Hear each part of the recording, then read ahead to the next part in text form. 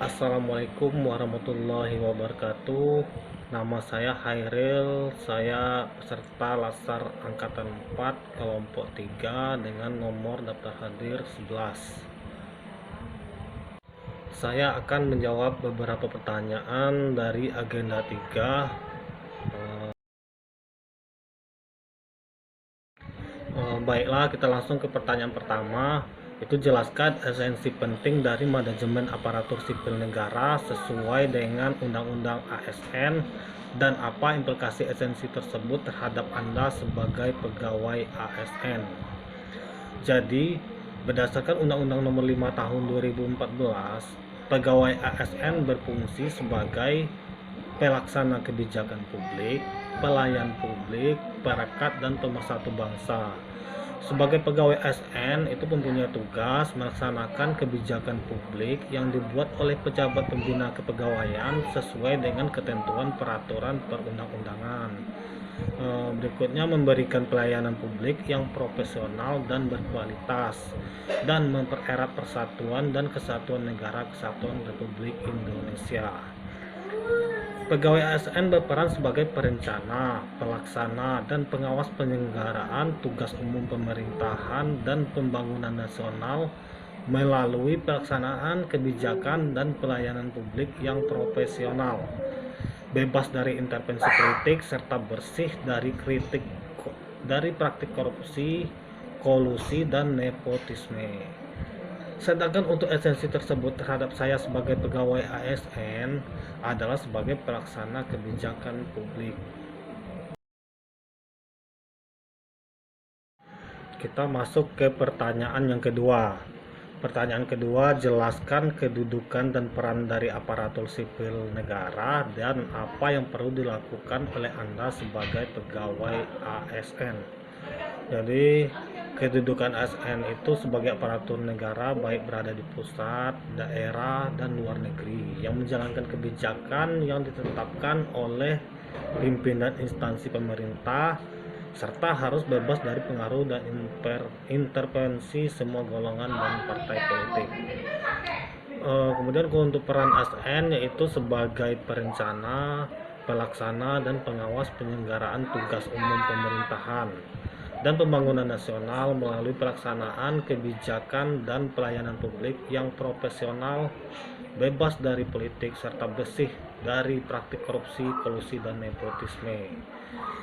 Sebagai pegawai ASN, maka kita dituntut untuk profesional dalam memberikan pelayanan kepada masyarakat sesuai dengan fungsi ASN, yaitu sebagai pelaksana kegiatan publik, yaitu melaksanakan kebijakan yang dibuat oleh pejabat pembina kepegawaian sesuai dengan ketentuan perundang-undangan. Sebagai pelayan publik yaitu memberikan pelayanan yang profesional dan berkualitas. Kemudian sebagai perekat dan pemersatu bangsa, yaitu kita harus senantiasa mengutamakan dan mementingkan persatuan dan kesatuan bangsa. Kepentingan bangsa dan negara di atas segalanya.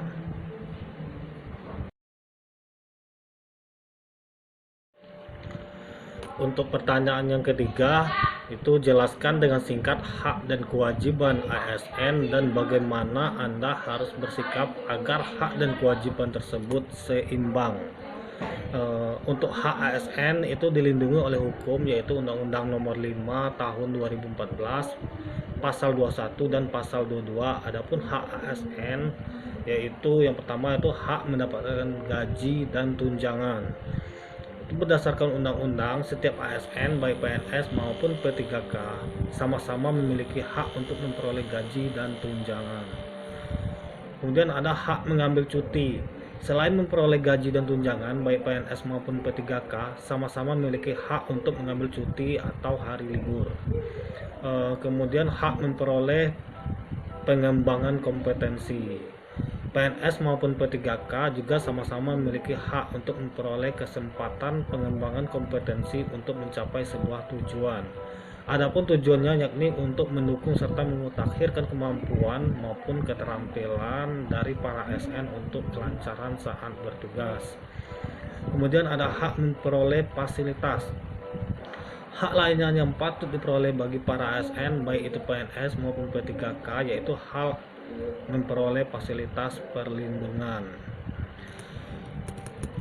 Kewajiban pegawai ASN dalam Undang-Undang Nomor 5 Tahun 2014 Pasal 23 disebutkan antara lain yaitu setia dan taat pada Pancasila, Undang-Undang Dasar Negara Republik Indonesia Tahun 1945, Negara Kesatuan Republik Indonesia, dan pemerintah yang sah. Menjaga kesatuan dan kesatuan bangsa. Untuk yang ketiga, melaksanakan kebijakan yang dirumuskan pejabat pemerintah yang berwenang. Yang keempat, menaati ketentuan peraturan perundang-undangan. Yang kelima, melaksanakan tugas kedinasan dengan penuh pengabdian, kejujuran, kesadaran, dan tanggung jawab. Kemudian yang keenam itu menunjukkan integritas dan keteladanan dalam sikap, perilaku, ucapan, dan tindakan kepada setiap orang, baik di dalam maupun di luar kedinasan. Yang ketujuh, menyimpan rahasia jabatan dan hanya dapat mengemukakan rahasia jabatan sesuai dengan ketentuan peraturan perundang-undangan. Dan yang kedelapan, bersedia ditempatkan di seluruh wilayah Negara Kesatuan Republik Indonesia. Sikap yang harus dilakukan agar hak dan kewajiban seimbang adalah bekerja dengan disiplin dan bertanggung jawab sesuai dengan tugas pokok dan fungsi masing-masing ASN.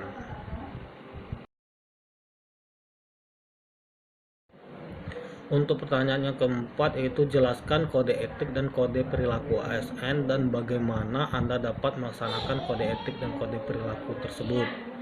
Untuk kode etik itu sendiri itu adalah upaya normatif yang harus mereka lakukan dalam mengaplikasikan tugas-tugasnya sehari-hari. Sedangkan kode perilaku adalah apa yang boleh dan yang tidak boleh dilakukan sebagai ASN. Misalkan kalau untuk contoh kode etik dan kode perilaku, contohnya itu seorang ASN, misalkan si A mendapatkan undangan konser yang merupakan rangkaian kampanye. Awalnya si A ragu, tapi akhirnya si A datang dengan alasan hanya ingin bersenang-senang. Padahal menghadiri kampanye politik dengan memakai seragam dan menggunakan fasilitas negara merupakan bentuk pelanggaran kode etik ASN. Seharusnya si A dapat merujuk ke pedoman kode etik ASN. Kode etik ASN itu contohnya bertanggung jawab, disiplin, dan jujur. Kemudian kesempatan kepada bawahan untuk mengembangkan karir. Kemudian mencapai sasaran kerja, melayani dengan sikap hormat, sopan, dan tanpa tekanan.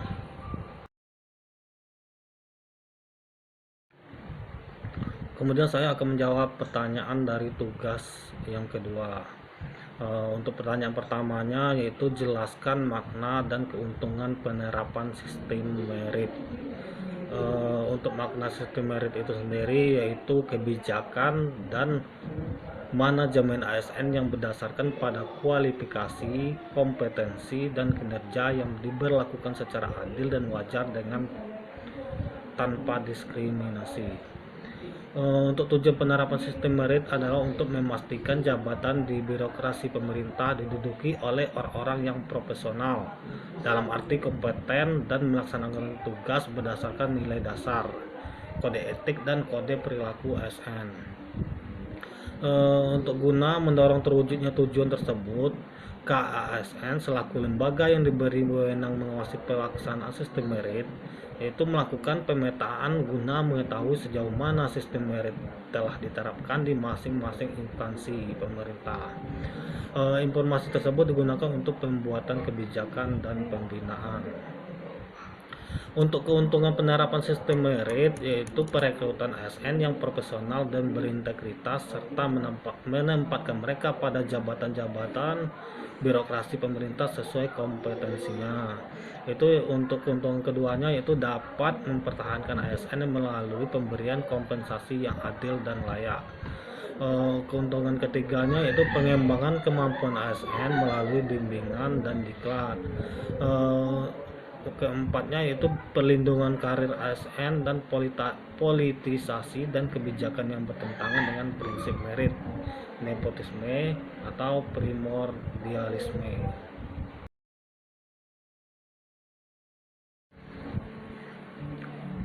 Untuk pertanyaan yang kedua, itu berikan contoh penerapan sistem merit dalam penilaian kinerja pegawai. Contohnya yaitu penerapan penilaian kinerja yang berkelanjutan dengan cara membentuk tim penilai kinerja berdasarkan peraturan pemerintah nomor 30 tahun 2019 tentang penilaian kinerja pegawai negeri sipil. Yang keduanya itu dalam peraturan pemerintah nomor 30 tahun 2019 tentang penilaian kinerja pegawai negeri sipil.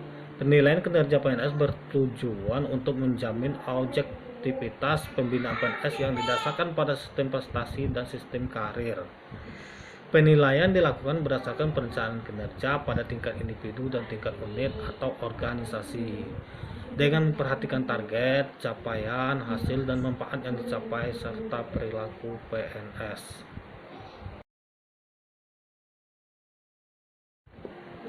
Untuk pertanyaan yang ketiga dari tugas 2 yaitu jelaskan perbedaan antara manajemen PNS dan manajemen P3K.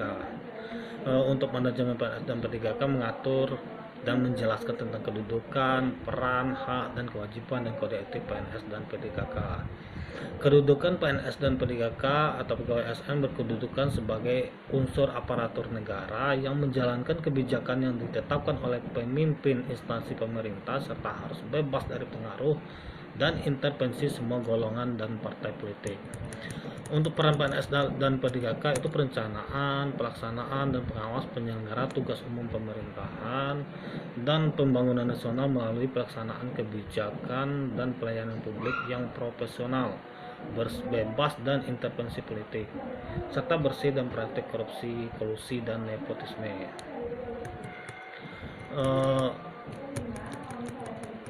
Untuk perbedaan manajemen PNS dan P3K itu berdasarkan Undang-Undang Nomor 5 Tahun 2014. Untuk manajemen PNS terdiri dari penyusunan dan penetapan kebutuhan, pengadaan, pangkat dan jabatan, pengembangan karir, pola karir, promosi, mutasi, penilaian kinerja, penggajian dan tunjangan, penghargaan, disiplin, pemberhentian, jaminan pensiun dan jaminan hari tua, dan perlindungan. Sedangkan manajemen dari P3K terdiri dari penetapan kebutuhan, pengadaan, penilaian kinerja, penggajian dan tunjangan, pengembangan kompetensi, pemberian penghargaan, disiplin, pemutusan hubungan perjanjian kerja, dan perlindungan. Untuk pertanyaan yang keempat itu bagaimana perbedaan mekanisme pengisian jabatan pimpinan tinggi ASN dan penggantian jabatan pimpinan tinggi ASN. Untuk mekanisme pengisian jabatan pimpinan tinggi ASN dilakukan secara kompetitif dan terbuka dan diseleksi oleh panitia seleksi instansi yang dipilih dan diangkat oleh PPK yang telah berkoordinasi dengan KASN. Untuk pimpinan tinggi utama dan media dilakukan pada tingkat nasional, dan untuk pimpinan tinggi pratama dilakukan pada tingkat nasional, provinsi, atau antar instansi dalam satu kabupaten atau kota. Untuk mekanisme penggantian jabatan pimpinan tinggi ASN, PPK dilarang mengganti pejabat pimpinan tinggi selama 2 tahun terhitung sejak pelantikan pejabat pimpinan tinggi, kecuali pejabat pimpinan tinggi tersebut melanggar ketentuan peraturan perundang-undangan dan tidak lagi memenuhi syarat jabatan yang ditentukan. Dalam penggantian pejabat pimpinan tinggi utama dan media selama 2 tahun dapat dilakukan setelah mendapat persetujuan Presiden. Jabatan pimpinan tinggi hanya dapat diduduki paling lama 5 tahun. Jabatan pimpinan tinggi dapat diperpanjang berdasarkan pencapaian kinerja, kesesuaian kompetensi, dan berdasarkan kebutuhan instansi setelah mendapat persetujuan PPK dan berkoordinasi dengan KASN.